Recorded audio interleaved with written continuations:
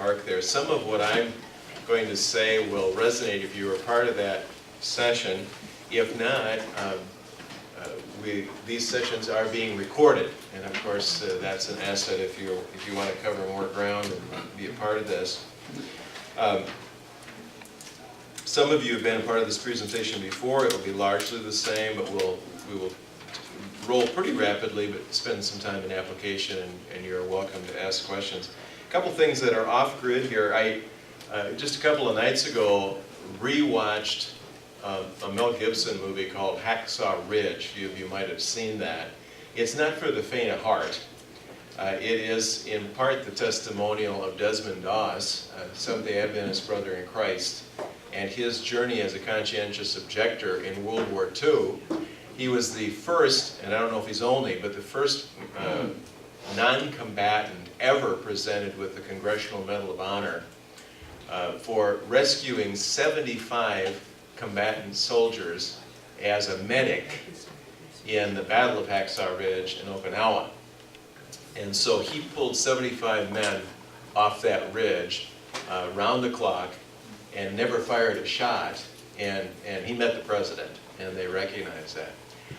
I'm not endorsing the movie either way. It's a great testimony, as I mentioned. If you're not acquainted with actual battle scenes or Mel Gibson's work, you might want to just pass on that.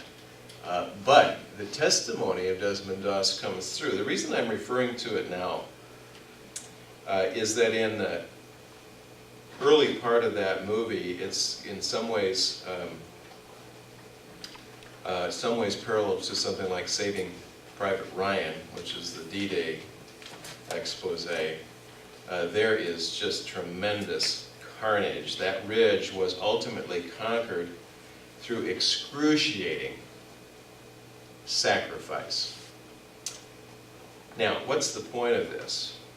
Well, that battle took place in 1945. It wasn't too many weeks and the war was over. And in America, the generation that was alive at that time, almost without exception, thought, the war is over, peace is here, we can now enjoy the fruits of that tremendous sacrifice and labor. Here's the peril. We carried that thought over into the spiritual realm. And I can promise you, through the lens of history, that the war was not over, the war was just beginning. And as soon after that event, as he reached the public stage, Francis Schaeffer was raising the flag of warning. Some of you remember his ministry. And he said, if we commit ourselves to the values of personal peace and affluence, those are the post-World War II values, leave us alone and let us get rich. Schaeffer predicted that if we did that, we would lose our culture in a generation, and he was spot on. In 50 years, America became spiritually unrecognizable. Now,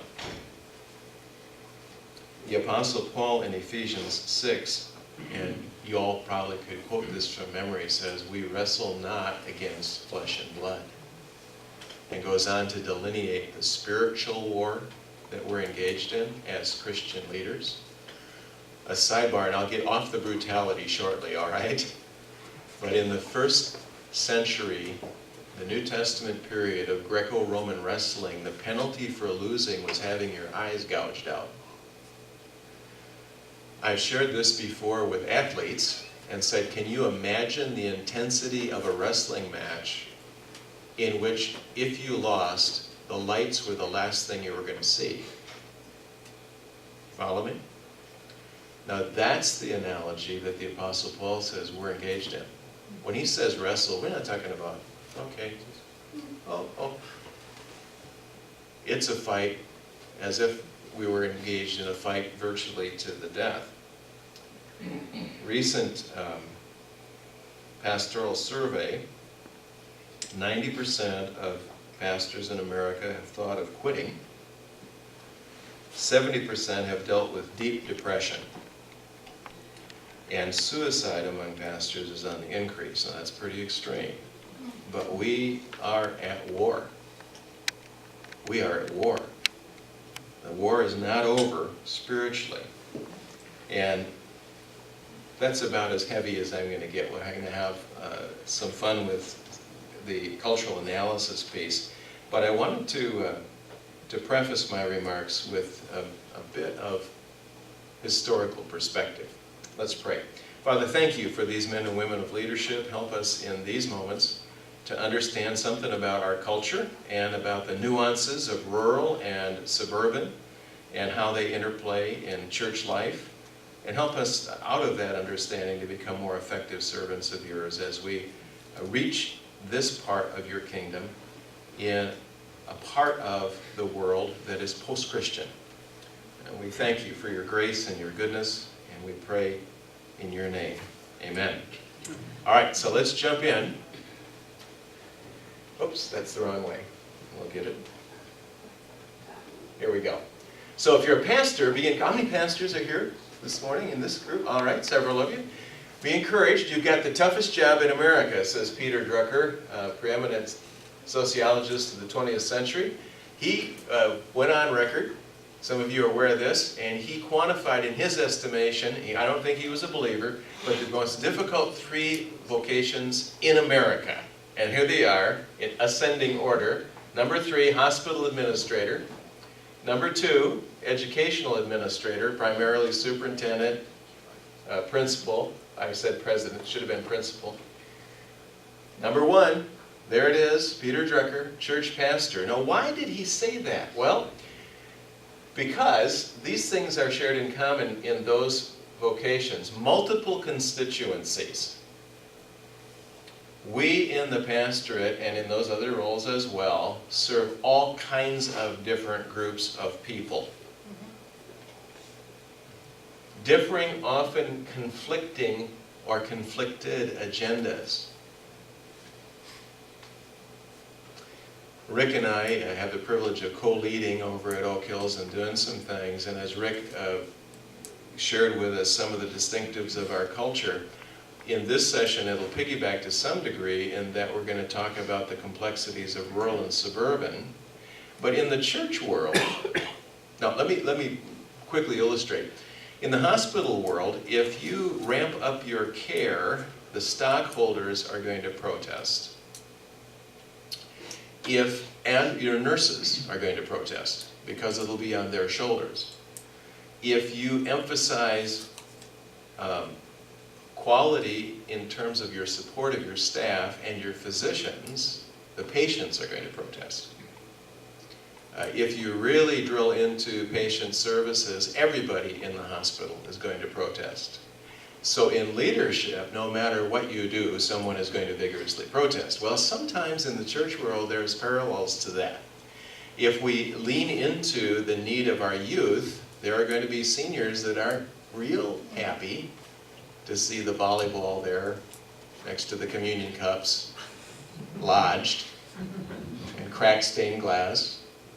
If you select any particular initiative, you're going to have somebody, and thankfully by God's grace, this isn't necessarily a mutiny, but you're going to create waves no matter what you do. The pressure of that, the pressure of relentless expectations, is part of what Drucker was talking about.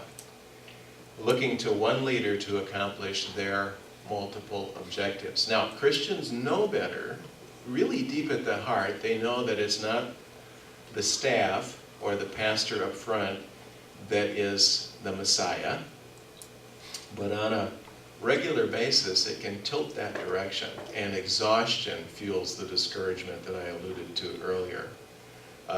Experienced some of that. I've been a pastor for 40 years, and I came from the farm. My wife Marcia is here today, married a farmer. And I took my farm ethic into ministry, and I had the notion, we can get it all done. If you just add hours, you will get it done. And when the hour meter went somewhere north of 70 per week, I began to realize I don't think it's going to get done. All right? I mean, it's going to be an ongoing thing.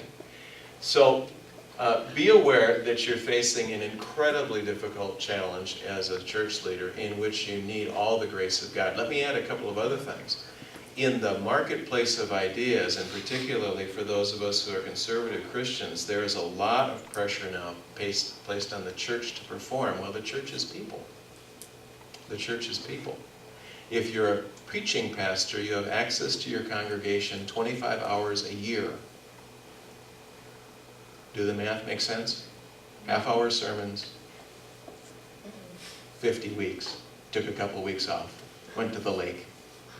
25 hours a year. Your people in the pews have 8 to 10 hours per day of social media input. Per day of social media input. We won't go there right now, but that'll help you understand the dynamics. In order to meet the challenge, we need to understand what shepherding is about. Ezekiel 34 is a terrific text. Some editing there just to condense it. God identifies our task as leading, feeding, guarding, or tending. In order to minister effectively, we'll need to understand our identity as a shepherd and the difficulty of our calling. And I'm suggesting in this leadership session, we need to understand our context. And for virtually all of outstate Minnesota, our context is blended. Bemidji certainly is. And if you're in a community smaller than Bemidji, you absolutely are in a urban context, a collision of rural and suburban ethics and worldview.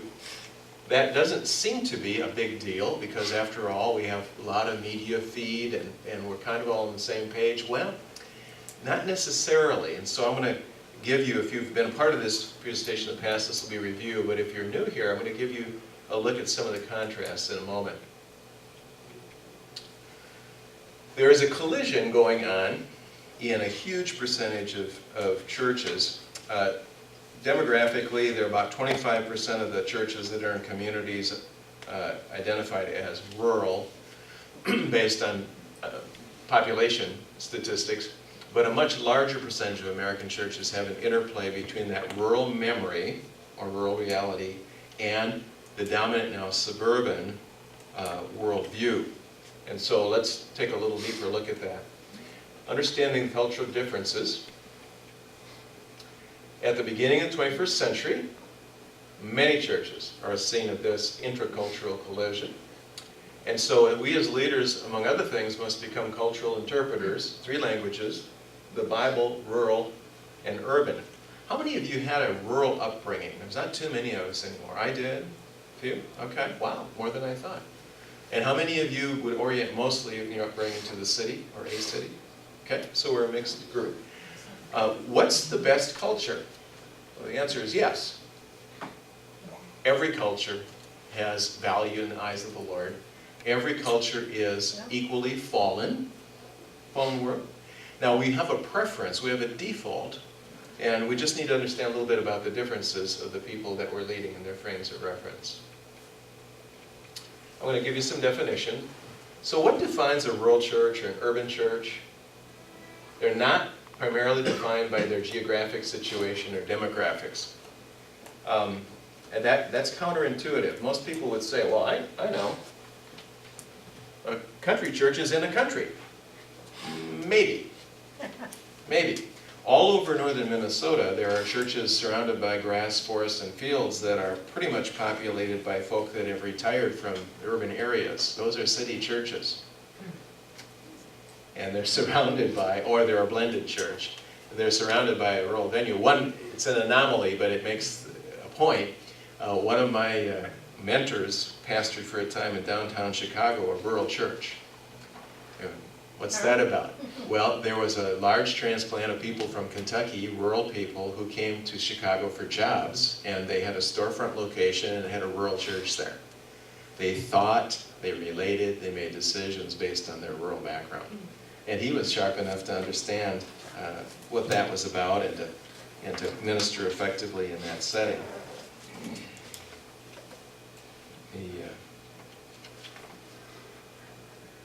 Look further.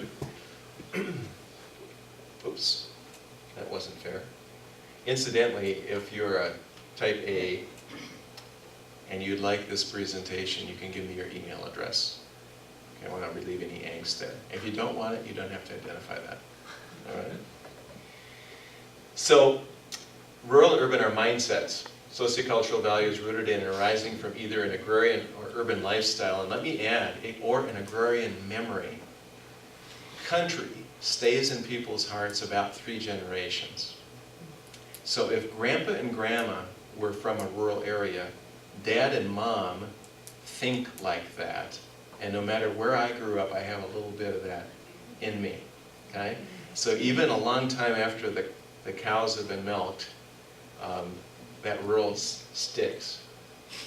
A rural church is influenced from within by a dominant agrarian mindset, an urban church from a dominant urban mindset, and a rurban church, we coined that phrase, to describe a church in which both mindsets exist in sufficient strength to cause sociocultural tension. I would venture to guess that all Bemidji area churches are rurban, a blend. And we could spend time, talking about that. I've been asked in past presentations, so what ratios determine that? Well, it's very difficult to quantify. That's why it's defined as sociocultural tension. There are churches in which the presence of one strong urban person creates a urban collision. And there are churches, fewer of them, in which the presence of one strong agrarian causes people to pitch a fit over how things are being done. Right? So what is an agrarian mindset? A way of relating to the fields, lands, and the characteristics of the farmer, or his way of life. It's part of it. Here's the working definition that we've used for a number of years. A way of perceiving, thinking, relating, and making decisions that arises from a lifestyle or livelihood dependent on the land or the extraction of God-created resources. So farmers, loggers, ranchers, to a lesser extent fishermen, we have some of those in the area, or folk that derive their living primarily from those vocations. So if you drive west to the Red River Valley, there are some pretty large rural communities where the income is being generated from the farms, the beet harvest, and so on, but the implement dealers and the people servicing that, they think in terms of rural rhythms because of that, even though they're handling just a lot of capital and their businesses are really pretty good sized. It's still a rural rhythm. Years ago, when I began presenting on understanding the agrarian mindset, let me give you an illustration. It's possible for an ag guy to be wearing coveralls, we used to call them, that are pretty ragged today, and driving a new $60,000 four-wheel drive pickup tomorrow. What happened? Well, he sold some grain, or he sold a commodity, and he's been waiting, kind of skimping and saving until that happens. That's a very different lifestyle than when you're salaried in an urban setting. So what's the urban mindset? And these are general statements and summaries. It's characteristic of city dwellers, a way of perceiving dependent on a specialized interdependent system of commerce that produces and provides goods, services, and information. Most urban people make their living by adding a specialized personal skill to this complex living system. Real quick, some contrasts. Few people versus many people. Smaller institutions versus larger institutions. When I did some graduate work in Chicago, I flew into Midway Airport, some of you have been through there in your journeys, hopped in a taxi, and drove by a building in which the driver told me 35,000 people punch into work.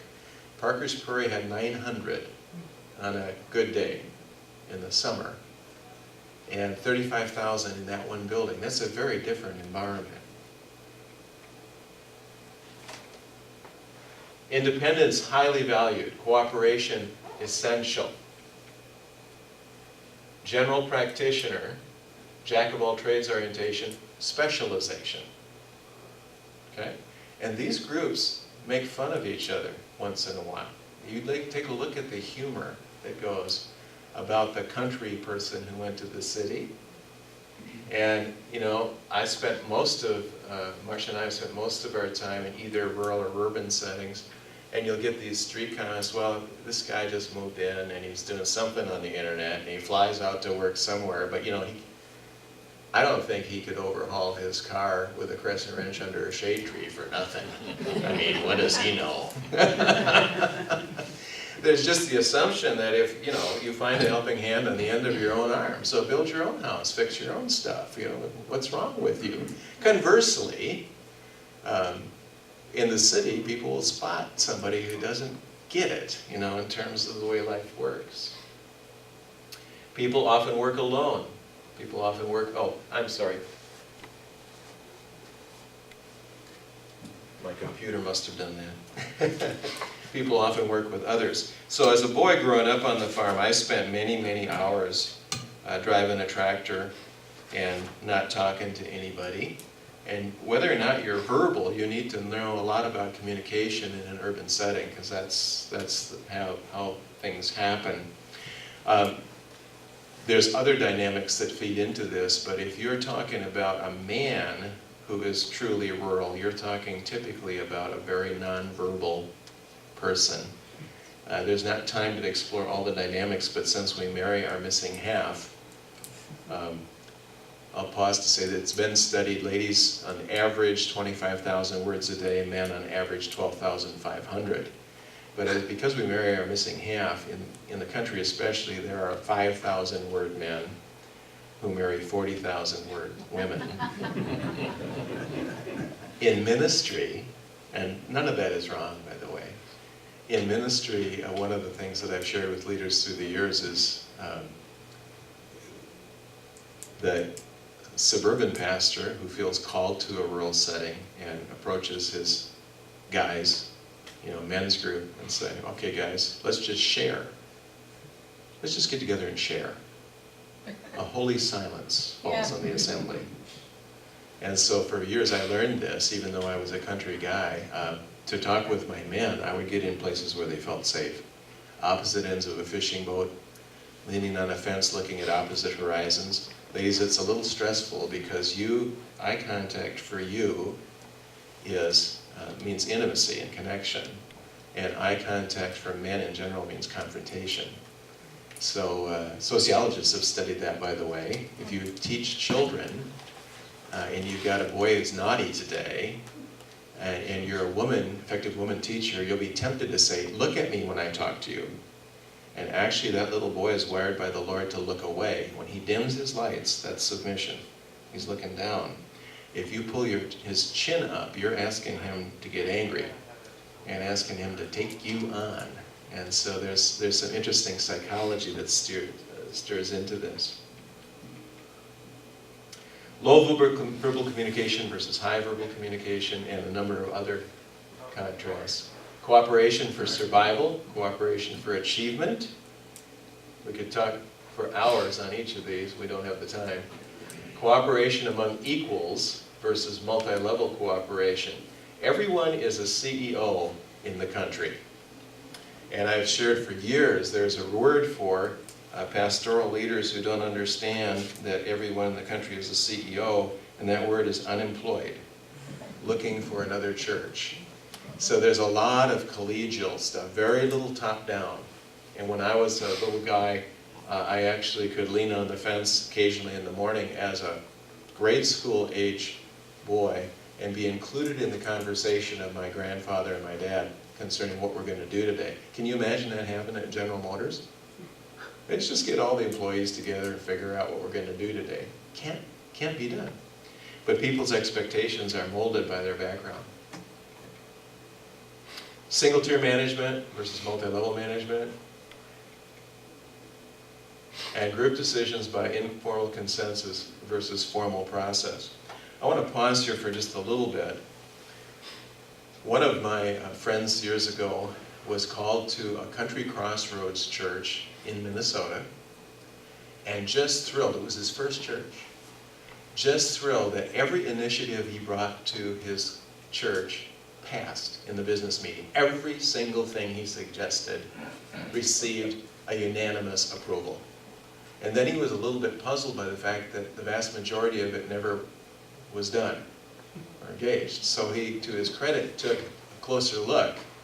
And here's what was happening. It was a Scandinavian, that's important, Scandinavian Country Crossroads Church. And when their formal meeting took place, they were approving of their pastor because they loved him. And then after the adjournment, the real business meeting took place. In the aisles, with coffee cup, and every decision was talked about and either ratified or nullified based on consensus. The formal meeting meant almost nothing in terms of actual implementation. It was the informal sharing of authority that counted. Isn't that interesting? So in some of our blended churches, there'll be a little of both. But I have to caution you as leaders, men and women of leadership, if you're in a urban blended church, you have to be cognizant of this. A 60% majority vote in a city is a carried initiative, move forward. 60-40 in the country is a split church. That's not approval, that's a split. And so you have to take a careful look at where you are in terms of your constituency and how they make their decisions in order to stay out of the weeds with regard to church process. Homogeneity is seldom attainable versus often attainable. What do I mean by that? Well, in the country, in rural places, you don't have the luxury of building a large church based on people who are absolutely alike each other. If you're in a large urban area and you don't match or fit this church, you can go 3 blocks further, or 10 miles further, or Rick, 25 miles further, another hour, and you'll find a church that fits. In the country, we all get together sometimes by default. And so not everybody is like us. And so in the first church that Marcia and I served, we had single adults, we had 5 generations present, we had long married people, we had larger families, we had professional people, we had school teachers, all in this relatively small group, and coming from very different kinds of engagement. And so that's kind of the dynamic of a rural setting. You get a little bit of lots of things, and they don't necessarily understand each other well. Small churches tend to be maximum size, large churches, more common in urban areas, medium size tends to be the minimum size. Any comments or questions on that quick look at contrasts? All right, I'll plunge ahead. There's an existence that shapes these mindsets. Agrarian people live in extremely unpredictable environments. My grandfather, paternal grandfather, was married during the Great Depression and lost 5 annual incomes in a row. Think about that. He survived, the chickens kept laying eggs, the cows ate Russian thistles. He was able to make or defer his payments, and when I arrived on planet Earth, he had stabilized and he had succeeded in his role. But he was not a very good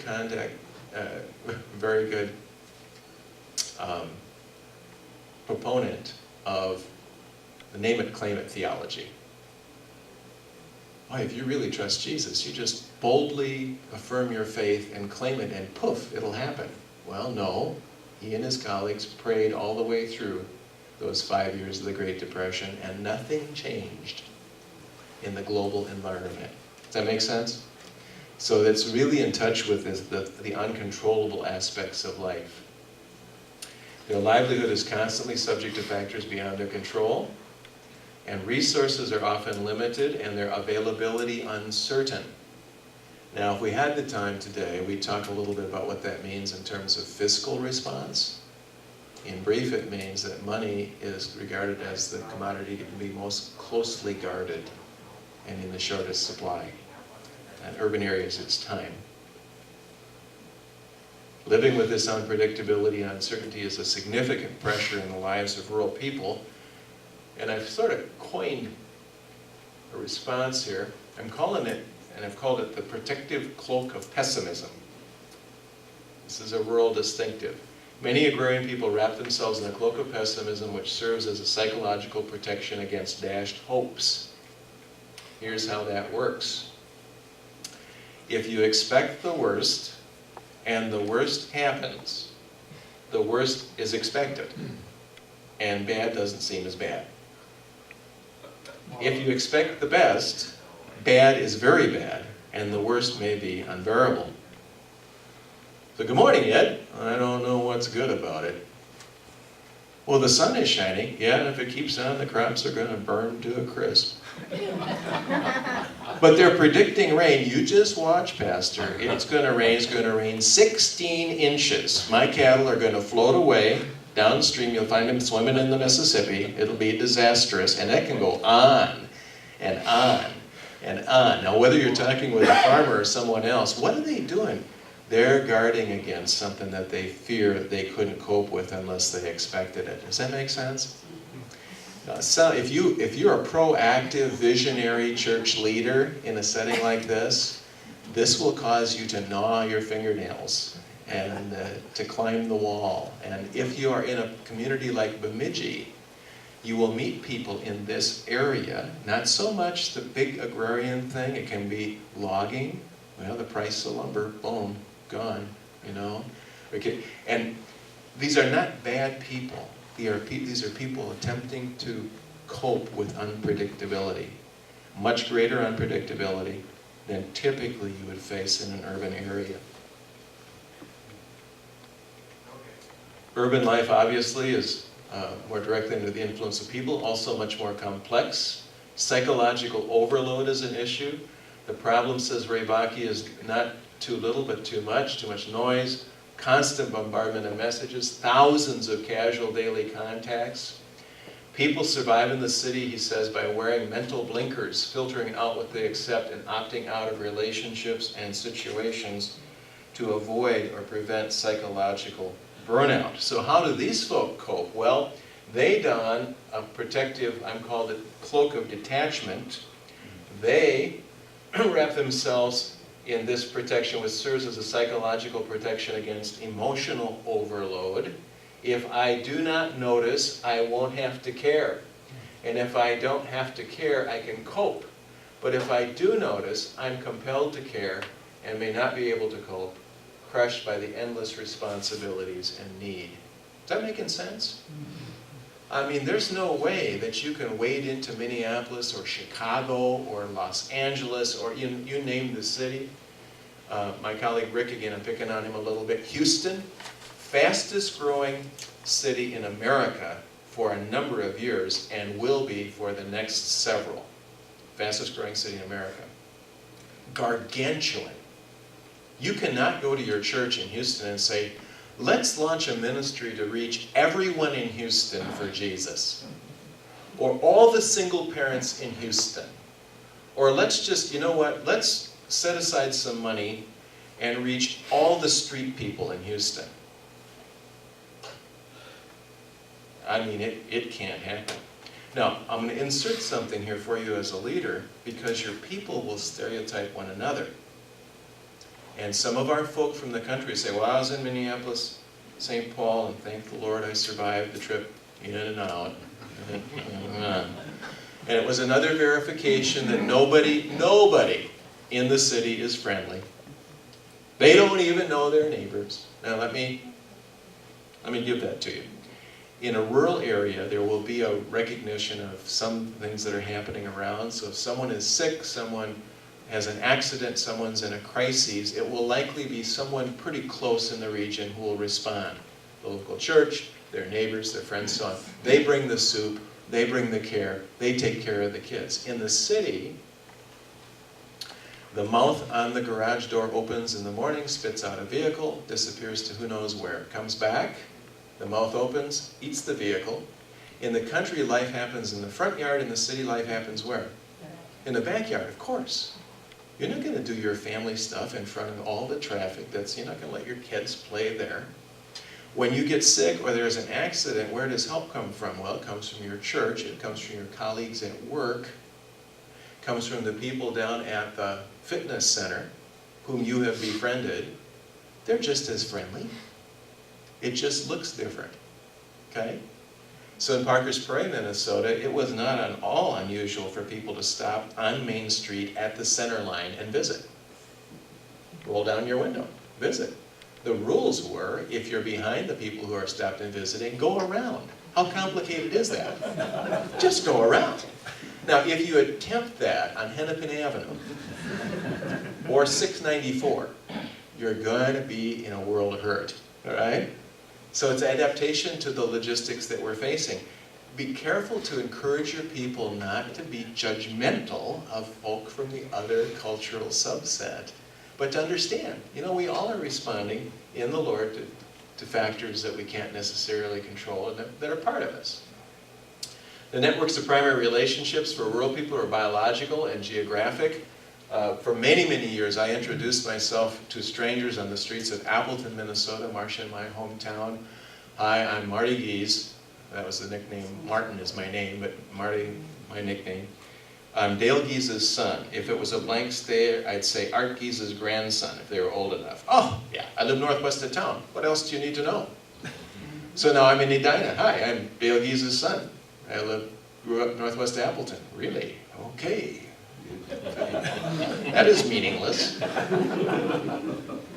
Vocational, recreational. Hi, I'm Marty Giese. I work at a college. I'm in administration. I really like, and I give them a list of things that I like to do in terms of recreation. There's just a different way of connecting. Lifestyle distinctives are numerous, and here's how, well, in rural, more aloneness, independence is absolutely fierce. And this defensive pessimism that we talked about can be endemic. The press of the crowd, interdependence, and a sort of offensive optimism.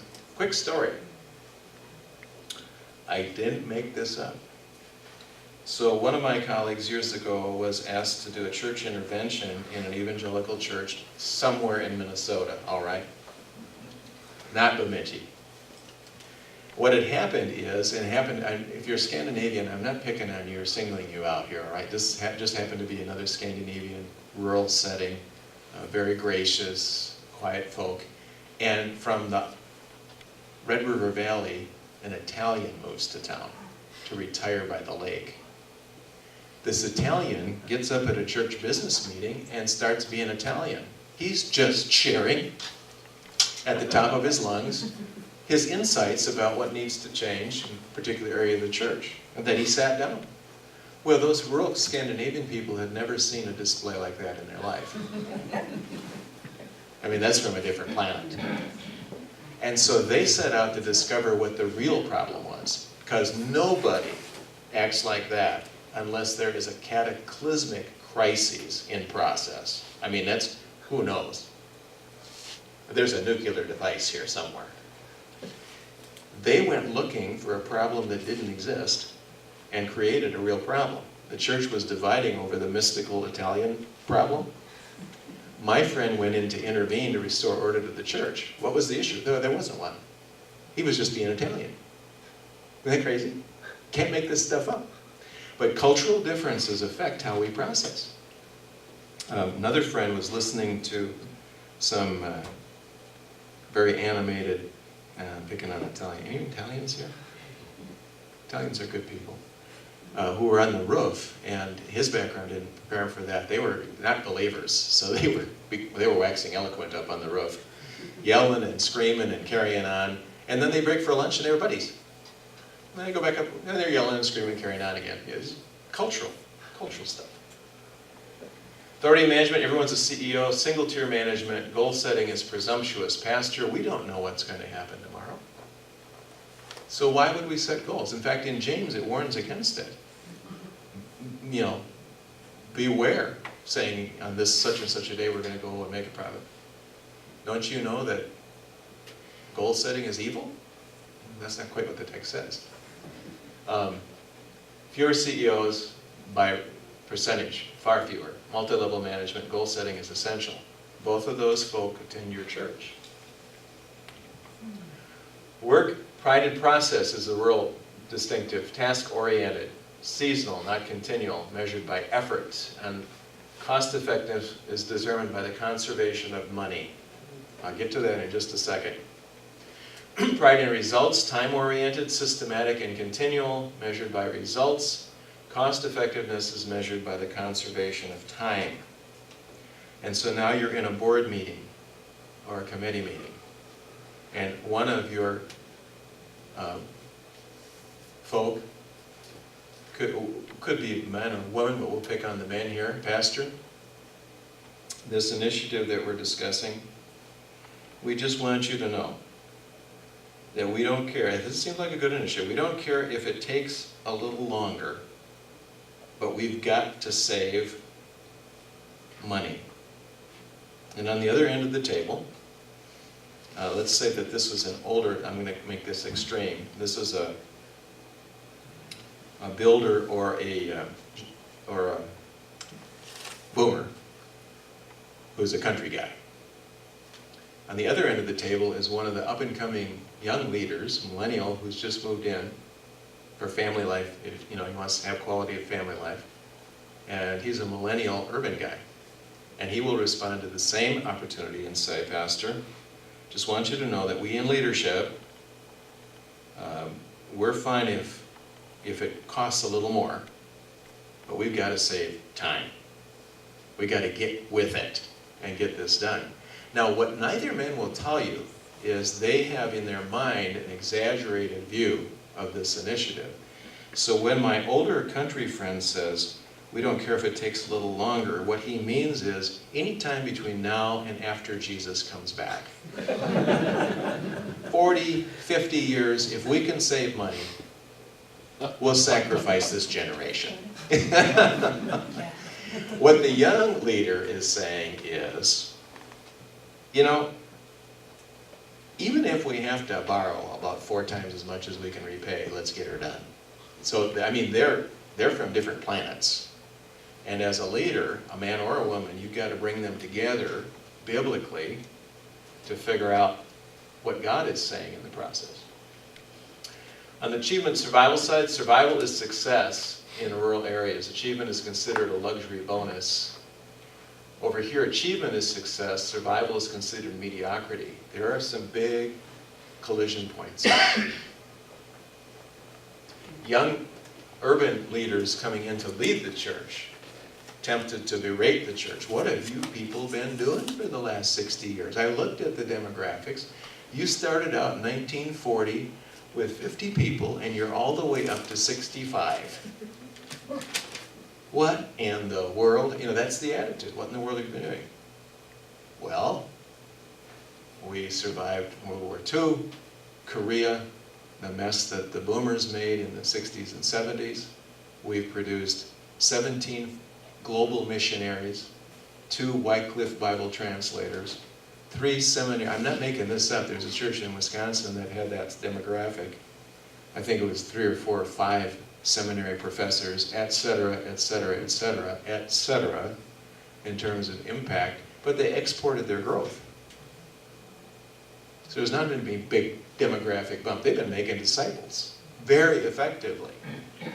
And beware that if you're a young leader, be very, very, very cognizant of that. You need to honor the heritage of that church and take a look deeper than the demographics. View of resources, limited, unpredictable, we got to preserve them. Readily available, predictable, we need to invest them. Thinking, intuitive, provincial, pragmatic. Creative and innovative. A quick illustration from the world of art. So both rural culture and urban culture will honor someone skilled in metalwork. And in the rural area, that'll be the blacksmith or the repair person, the person that can practically fix our stuff and put together something that's built really strong. And you go to an urban area and you'll have a fountain with a thing in it. Have you seen those? A thing? It's sort of shapeless, and it has a thing. And the fountain goes, and the company paid $260,000 for the thing. And rural people, I'm being rural now, will say, wow, that's a thing. And the artist will say, well, yeah, that's my imagery. Oh, okay. So we would denigrate the thing, and the urban person would say, so what does that guy do for a living? He makes welds. He just welds stuff. Well, no, he keeps the commerce going here. Relating. Value of independence, maintains psychological distance, and resists transparency. Everybody already knows more about everybody than anybody likes in the country. In our first community, people knew where I was. And if I was making a change, the news of my departure, appreciate your illustrations, Rick, would reach the other edge of town before I did, depending on the network, okay? And we avoid confrontation. There's no place to run, and there's no place to hide. So we tend not to confront. We keep it. I wish we could go on for hours. I'm almost done, about 5 more minutes. We keep it on the down low. If you're a leader in a rural setting and have had a church that's had a troubled background, be really cognizant of this. There's a tremendous difference between a ceasefire and an armistice. A ceasefire is okay for right now, the battle is over. An armistice is the war is over. 1 minute. 5 minutes. Thanks, Tim. You can stumble into conflicts that are decades old, that just were on ceasefire mode, and then you touch the right trigger and boom, it's back and going again. That's a pretty rural thing. More intentional, psychologically open, risks transparency, more willing to confront. Okay? And let me finish with a couple things here. If this has whet your appetite a bit, just give me your email address, you'll get the rest of it. Decision making, by consensus, cautious. Haste makes waste. By formal process, assertive. He who hesitates is lost.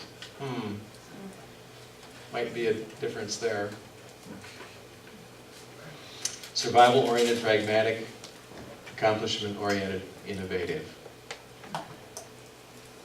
And we'll go on to time. Oh, well, let me read real quick, because there might be a chuckle here. Seasons, event, task, time goals are optional. Clock, hours, minutes, time goals are essential. This is what I wanted to get to before we go to lunch. Concepts of lateness. This is a PhD study, Lingman, Felter, and Mayer in the South Pacific, Micronesia. North America, you are late if you're 5 minutes over, but it's excused, all right? 15 minutes produces tension, half hour produces some hostility. We were meeting at, in Latin America, anybody traveled there? All right, so half an hour is excused, an hour produces tension, and 2 hours produces hostility. Where this study was done on the island of Yap in Micronesia, look at that, 2 hours, 3 hours, 4 hours, half a day produces a kind of a tight lip. I come from German extraction. That's a capital offense. You don't get hostile at 4 hours, you just shoot him to make sure that never, ever happens again. We had some folk visiting in Germany a few years back. They came into a shop 15 minutes before closing. The proprietor rushed over to say, "We close in 15 minutes, you will be out of the store." And he was obviously hostile, that they would be so careless as to wander in with only 15 minutes left. Well, what happens in blended churches? You got to figure it out. But I would suggest this. We'll close with this thought. With regard to how you schedule and how you worship, we are now in North America time-oriented enough, so start on time. And for the last many years when I was a pastor in Park Rapids, we synchronized our watches, and I was saying good morning on the dot. And every retired CEO commended me. Just, oh, Pastor, thank you. But we didn't berate the folk who trickled in for the first 15 minutes. That's fine. We had worship going. And we announced, this is an example of strategy, we announced when we were done. In our Bible studies, why would we do that? This Bible study goes from 8 p.m. to 9:15 because there's parents that have babysitters. So at 9:15, they left. The people that wanted to visit until 11, that's fine. That's fine. Does that make sense? So we're blending those concepts. So we were rigidly time-oriented in terms of how we organized, but we were very, very event-oriented in terms of how we enforced it. So yeah, you stay as long as you want. But the people who must leave are free to leave. No shame. Never drew attention. Never embarrassed anybody about when they were coming. So that's an idea, that's an example of the blend. Well, there's lots more, but that's it for today. I can email you the notes of the whole presentation if you'd like. Give me your address. Let's stand and pray. Father, thank you for these men and women of leadership. Thank you for just the opportunity to share a little bit about cultural difference. Help us to be aware of the way that people around us process their world. Help us to give room to one another to be different. Help us to be aligned ultimately by the truth of your word. And Lord, give us joy in the journey. It doesn't need to be, by your grace, a painful thing if we're willing to just open our hearts and love on one another. Bless these leaders as they minister in strategic parts of the kingdom and help us to do it better by your grace. And in your name we pray. Amen.